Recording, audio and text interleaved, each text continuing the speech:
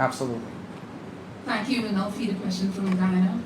Thank you. Kurt Campbell, Newsroom. President Ali, you've already spoken about how President Trump's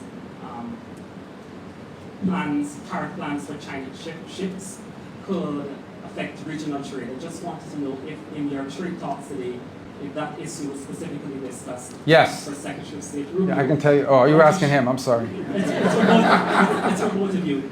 What assurances can you give Guyana and this hemisphere in terms of stemming indirect consequences? Yes. Well, look, the goal the president has in doing so is we need to have an ability to build ships in this world that don't just come from China.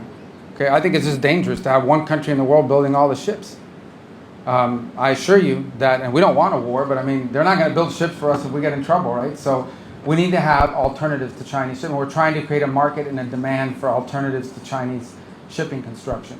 And I'm the first one to admit that the United States made a terrible mistake when we deindustrialized and we allowed all these industries to leave our country and go to other places. Now we're paying the consequences, but we have to fix it.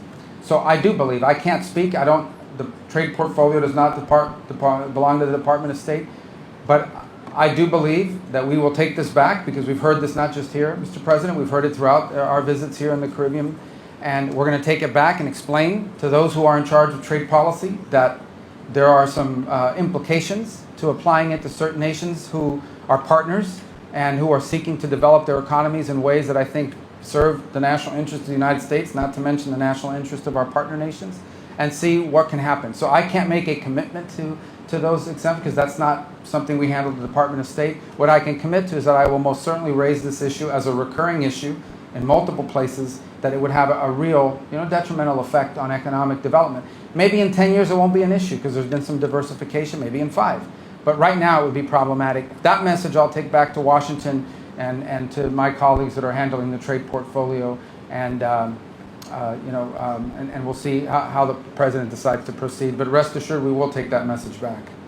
Yeah, just to echo the sentiments that yes, we did discuss it, and the region would have raised it also. But Secretary Rubio is, as he said, will take this back and to see whether there can be any special initiative for the region, given our specific circumstances. But let me say also that we have a responsibility to our friends. The U.S. is a great friend of ours. The U.S. will have made it very clear that they're ready to stand by us in our development, in our economic expansion, in our security, and in our defense. And I would say very boldly that such friends must have some different and preferential treatment. Because a friend who will defend me when I need